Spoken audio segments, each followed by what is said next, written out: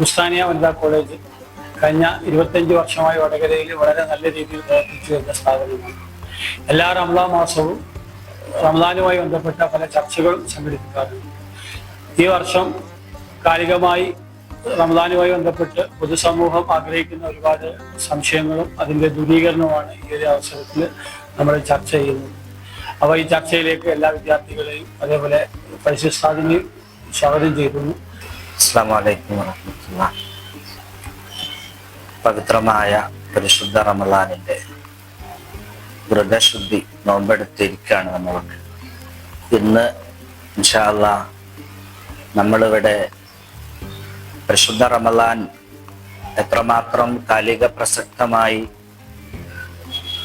ഇന്നത്തെ നോമ്പ് എത്രമാത്രം കാലികമാണ്, അതുകൊണ്ടുള്ള ആധുനികത എന്തെല്ലാം എന്നൊക്കെ ചർച്ച ചെയ്യാൻ വേണ്ടിയിട്ടാണ് പ്രിയപ്പെട്ട വിദ്യാർത്ഥിനികൾ ഒത്തുകൂടിയിട്ടുള്ളത്. ഇൻഷാ അല്ലാഹ് വിശുദ്ധ ഖുർആനിലെ റംസാൻ നോമ്പിനെ സംബന്ധിച്ചുള്ള ചില ആയത്തുകൾ പാരായണം ചെയ്തുകൊണ്ട് നമുക്ക് അത് തുടങ്ങാണ്. അഊദു ബില്ലാഹി മിനശ് ശൈത്വാനിർ റജീം. ബിസ്മില്ലാഹിർ റഹ്മാനിർ റഹീം. ശഹ്റു റമളാനല്ലദീ ഉൻസില ഫീഹിൽ ഖുർആൻ. أنزل فيه القرآن هدى للناس وبينات من الهدى والفرقان. فمن شهد منكم الشهر فليصمه ومن كان مريضا أو على سفر فعدة من أيام أخر. يريد الله بكم اليسر ولا يريد بكم العسر ولتكملوا العدة ولتكبروا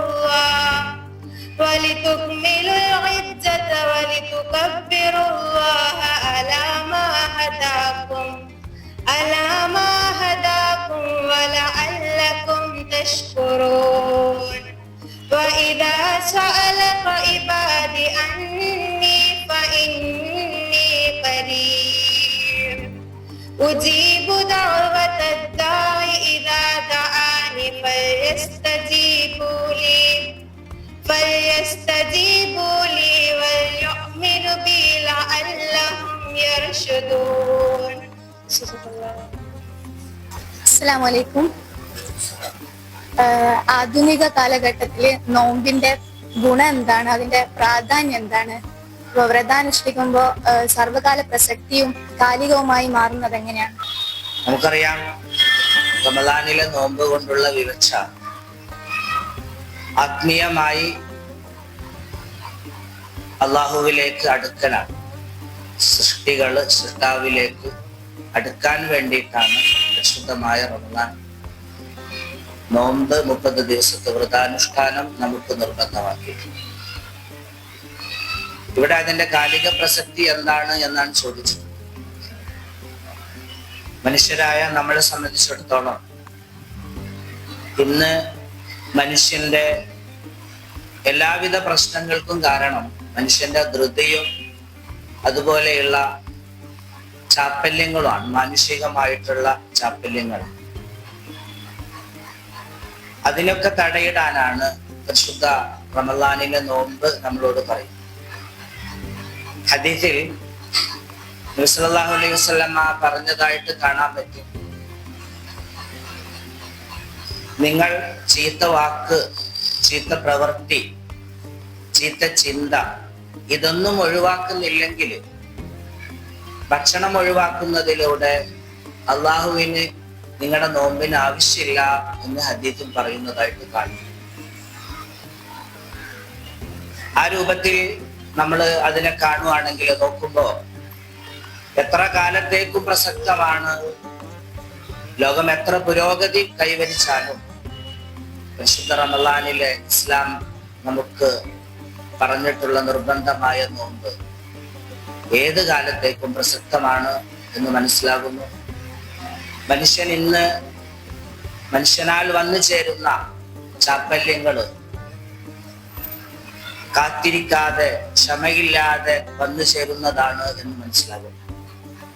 അപ്പൊ ഒരു കാത്തിരിപ്പ്, ഒരു ക്ഷമ, ഇതൊക്കെയാണ് പരിശുദ്ധ റമളാനിന്റെ നോമ്പ് നമ്മളോട് പഠിപ്പിക്കുന്നത്. ഭക്ഷണം മുന്നിലുണ്ട്, വിശപ്പുണ്ട്, കഴിക്കാൻ പറ്റൂല.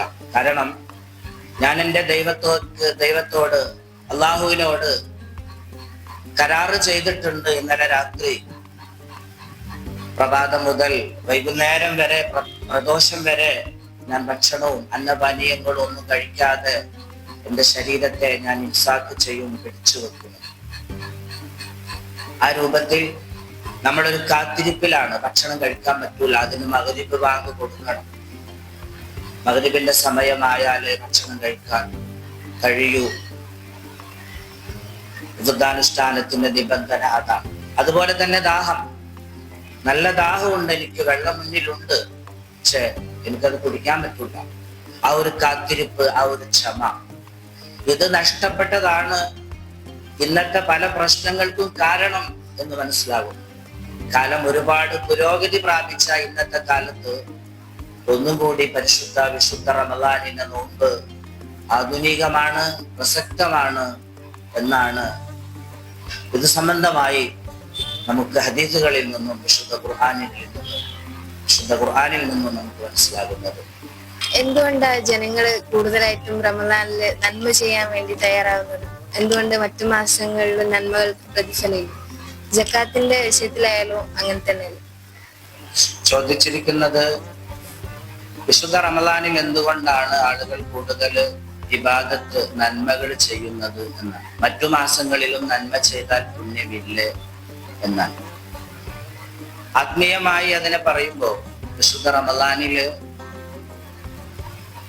ചെയ്യുന്ന ഓരോ നന്മക്കും 700 നന്മ നമുക്ക് എഴുതുന്നുണ്ട് എന്നാണ്. മറ്റു മാസങ്ങളിൽ നമ്മളൊരു നന്മ ചെയ്താൽ അത് 10 നന്മയായിട്ടാണ് എഴുതുന്നത്. റമളാനിലാകുമ്പോൾ അതിന്റെ ആത്മാർത്ഥത അനുസരിച്ച് 700 വരെ പോകും. അതുപോലെ തന്നെ സക്കാത്ത്, എന്തുകൊണ്ടാണ് സക്കാത്ത് എന്ന് പറഞ്ഞാൽ സമ്പത്തിന്റെ സംസ്കരണം എന്നാണ് ആ വാക്കിന്റെ അർത്ഥം. ഒരു മുതലാളിയുടെ സമ്പത്ത് ശുദ്ധമാവണമെങ്കിൽ ആ സമ്പത്തിന്റെ ഒരു ഭാഗം പാവപ്പെട്ടവർക്ക് കൊടുക്കണം. അതാണ് സക്കാത്ത്. അങ്ങനത്തെ ആ സക്കാത്തും പരിശുദ്ധ റമളാനിലേക്ക് ആളുകൾ മാറ്റുന്നതിന്റെ സാങ്കേതികത്വം അന്ന് കൊടുക്കുമ്പോ, റമളാനിന്റെ ദിനങ്ങളിൽ കൊടുക്കുമ്പോ അതിന് 700 പ്രതിഫലം എഴുതപ്പെടുമല്ലോ എന്ന രൂപത്തിലായിരിക്കണം കാലങ്ങളായി നമ്മുടെ ആളുകൾ അങ്ങനെ അതിലേക്ക് മാറ്റിയിട്ടുള്ളത് എന്നാണ് അത് സംബന്ധമായി നമുക്ക് മനസ്സിലാക്കി. ഇപ്പൊ സക്കാത്തിന്റെ കാര്യം പറഞ്ഞപ്പോ ഒരു സംശയം. ഈ റമളാൻ മാസത്തിൽ ഇങ്ങനെ ഒരുപാട് ആൾക്കാർ വീടുകളിലൊക്കെ കയറി ഇറങ്ങുന്നുണ്ടല്ലോ പൈസക്ക് വേണ്ടിയിട്ട്. അപ്പൊ അതങ്ങനെ നടക്കുന്നതിൽ ഇസ്ലാമിക വിധി എന്താണ്? അവർക്ക് കൊടുത്ത സക്കാത്ത് വീടുവോ? ചോദിച്ചിരിക്കുന്നത് സക്കാത്ത് വാങ്ങാൻ വേണ്ടി നമ്മുടെ വീടുകളിലൊക്കെ ആളുകൾ വരാറുണ്ട്. അങ്ങനെ സക്കാത്ത് വാങ്ങാൻ വേണ്ടി വരുന്ന ആളുകൾക്ക് സക്കാത്ത് കൊടുത്താൽ നമ്മുടെ ബാധ്യത വീടുവോ എന്നാണ് ചോദിച്ചത്. സത്യത്തിൽ ഇസ്ലാം അതിന് ഒരു നിലക്കും പ്രോത്സാഹിപ്പിക്കുന്നില്ല. സക്കാത്തിന്റെ അവകാശികളെ കണ്ടെത്തി സക്കാത്ത് കൊടുക്കേണ്ട മുതലാളിമാർ അവർക്ക് എത്തിച്ചു കൊടുക്കുകയാണ് ചെയ്യേണ്ടത്. അവരെ വിളിച്ചു വരുത്തി കൊടുക്കുന്നത് പോലും പരിശുദ്ധ ഇസ്ലാം അതിനെ പ്രോത്സാഹിപ്പിക്കുന്നില്ല. അവരെ ആരാണോ സക്കാത്തിന്റെ അവകാശികൾ അവരുടെ അടുത്തേക്ക് അങ്ങോട്ട് കൊണ്ടുപോയി കൊടുക്കലാണ്. പരമദരിദ്രര്, ഫക്കീർ, മിസ്കിൻ എന്നൊക്കെയാണ് കർമ്മശാസ്ത്രത്തിലും ഖുർആനിലും അത് സംബന്ധമായി നമ്മളോട് പറഞ്ഞിട്ടുള്ളത്. അത്തരം ആളുകൾക്കാണ് സക്കാത്ത് കൊടുക്കേണ്ടത്.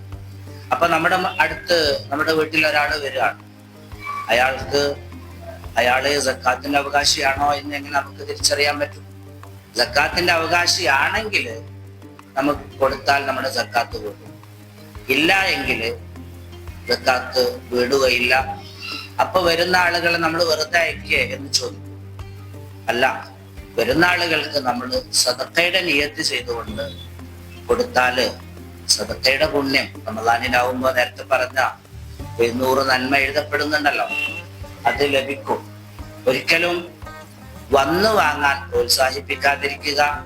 അത്തരം ആളുകളെ കണ്ടെത്തി അങ്ങോട്ട് കൊണ്ടുപോയി കൊടുക്കുകയാണ് ചെയ്യേണ്ടത്. അതാണ് ഇസ്ലാം നമ്മളോട് പറഞ്ഞിട്ടുള്ളത്. അസ്സലാമു അലൈക്കും. ഇന്ന് വ്യാപകമായിട്ടുള്ള ലഹരി ഉപയോഗത്തിൽ നിന്ന് നോമ്പിനെ രക്ഷിക്കാൻ കഴിയുമോ എങ്കിൽ അത് വിശദീകരിക്കാമോ? നമ്മൾ പറഞ്ഞു, വിശുദ്ധ ഇസ്ലാം നമുക്ക് നിർബന്ധമാക്കിയിട്ടുള്ള റമദാനിന്റെ നോമ്പ് ആസക്തികളെ തടയാനാണ്, ആഗ്രഹങ്ങളെ തടയാനാണ്. ഈ ആഗ്രഹങ്ങളെ തടയുക എന്ന് പറയുമ്പോൾ നേരത്തെ പറഞ്ഞതുപോലെ ഭക്ഷണം, വെള്ളം എല്ലാം ഒഴിവാക്കി അള്ളാഹുവിന്റെ സാമീപ്യം ആഗ്രഹിച്ചുകൊണ്ട് ചെയ്യുകയാണ്. ഇത് ചെറിയ മക്കളിലും നമ്മൾ പരിശീലിപ്പിക്കണം. മുഹമ്മദ് നബി സല്ലല്ലാഹു അലൈഹി വസല്ലം പറഞ്ഞതായ ഹദീസ് നമുക്ക് സുപരിചിതമാണ്. 7 വയസ്സായ കുട്ടിയോട് നിസ്കരിക്കാൻ കൽപ്പിക്കുകയും 10 വയസ്സായാൽ നിസ്കരിച്ചിട്ടില്ലെങ്കിൽ ചെറിയ ശിക്ഷ കൊടുക്കുകയും ചെയ്യണം. ഇത് പരിശുദ്ധമായ റമദാനിന്റെ നോമ്പിന്റെ വിഷയത്തിലും ഉള്ളതാണ്. റമദാനിലും ചെറിയ മക്കളെ നോമ്പെടുക്കാൻ ശീലിപ്പിക്കണം. ചരിത്രത്തിൽ കാണാം, മുഹമ്മദ് നബി സല്ലല്ലാഹു അലൈഹി വസല്ലമയുടെ അനുചരന്മാർ ചെറിയ മക്കളെ കൊണ്ട് സുന്നത്ത് നോമ്പ് എടുപ്പിച്ചിരുന്നു.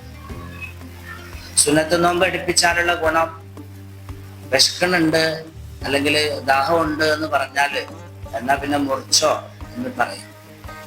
അവർക്ക് മറ്റുള്ളവരുടെ വ്യഥ അറിയാൻ, മറ്റുള്ളവരുടെ വിശപ്പറിയാൻ, പ്രയാസമറിയാൻ അവരെ ചെറുപ്പം മുതലേ മക്കളെ നമ്മൾ പരിശീലിപ്പിക്കുകയാണ്. ഇതാണ് വിശുദ്ധ റമദാനിന്റെ നോമ്പിന്റെ വളരെ ഇന്നത്തെ കാലത്ത് ഈ ലഹരിയുമായി അല്ലെങ്കിൽ അതുമായി ബന്ധപ്പെട്ടത് നടക്കുന്ന ആസക്തികളെ തടയിടാൻ റമദാനിന്റെ നോമ്പ് എത്രമാത്രം ഉപകരിക്കുന്നു എന്ന് ഈ ഭാഗത്തിലൂടെ ചർച്ച ചെയ്യുമ്പോൾ നമുക്ക് മനസ്സിലാകുന്നുണ്ട്. അസ്സലാമു അലൈക്കും. രക്തദാനം നോമ്പ് മുറിയാൻ കാരണമാകുമോ? രക്തദാനം നോമ്പിനെ മുറിക്കുമോ എന്നാണ് ചോദിച്ചത്. ഒരിക്കലും രക്തദാനം നോമ്പിനെ മുറിക്കുന്നില്ല. നോമ്പ് മുറിയുന്ന കാര്യങ്ങൾ പറഞ്ഞത് തുറന്ന ദ്വാരങ്ങളിലൂടെ തടിയുള്ള വല്ല വസ്തുവും അകത്തേക്ക് പ്രവേശിക്കണം. രക്തം സിറിഞ്ച് വഴി നമ്മൾ എടുക്കുന്ന സമയത്ത് ഒരിക്കലും തുറന്ന ദ്വാരങ്ങളിൽ കൂടെ എടുക്കുന്നില്ല. അപ്പോ തുറന്ന ദ്വാരങ്ങളിൽ കൂടെ അകത്തേക്ക് തടിയുള്ള വല്ല വസ്തുവും കടന്നാലാണ് നോമ്പ് മുറിയുന്നത്. അപ്പോ രക്തദാനം പരിശുദ്ധ ഇസ്ലാം ഒരുപാട് പ്രോത്സാഹിപ്പിച്ചതാണ്. നമ്മളെ കാരണം കൊണ്ട് ഒരാളുടെ ജീവൻ രക്ഷിക്കുക, നമ്മൾ രക്തം കൊടുക്കുന്നത് കൊണ്ട് ഒരാളുടെ ആരോഗ്യം സംരക്ഷിക്കുക എന്നത് വലിയ പുണ്യമാണ്. ആ രൂപത്തിൽ അത് പ്രോത്സാഹിപ്പിക്കേണ്ട സംഭവമാണ്. നോമ്പുകാരനാണെങ്കിലും രക്തം കൊടുക്കാവുന്നതാണ്. അസ്സലാമു അലൈക്കും. ഒരു മനുഷ്യനെ തെറ്റിലേക്ക് നയിക്കുന്നതും തെറ്റ് ചെയ്യാൻ പ്രേരിപ്പിക്കുന്നതും ഇബ്ലീസാണ്. അപ്പോൾ റമളാൻ മാസത്തിൽ ഇബ്ലീസിനെ പിടിച്ചു കെട്ടുമെന്നാണ്. എന്തുകൊണ്ടാണ് ചില മനുഷ്യർ റമളാൻ മാസത്തിലും തെറ്റ് ചെയ്യുന്നത്? സത്യത്തിൽ പരിശുദ്ധ റമളാൻ മാസത്തിൽ ശൈത്താനെ കെട്ടിയിടുന്നുണ്ട് എന്ന് ഹദീസിലുള്ളതാണ്. അതിന്റെ അർത്ഥം ഒരു മനുഷ്യന് നന്മ ചെയ്ത് നന്മയുടെ ആളായി ജീവിക്കാൻ കഴിഞ്ഞാൽ അതിനുള്ള എല്ലാ സാഹചര്യവും വിശുദ്ധ റമളാൻ മാസത്തിൽ. ആ രൂപത്തിൽ ശൈത്താൻ നമ്മളെ ഇടങ്ങാറാക്കുകയില്ല.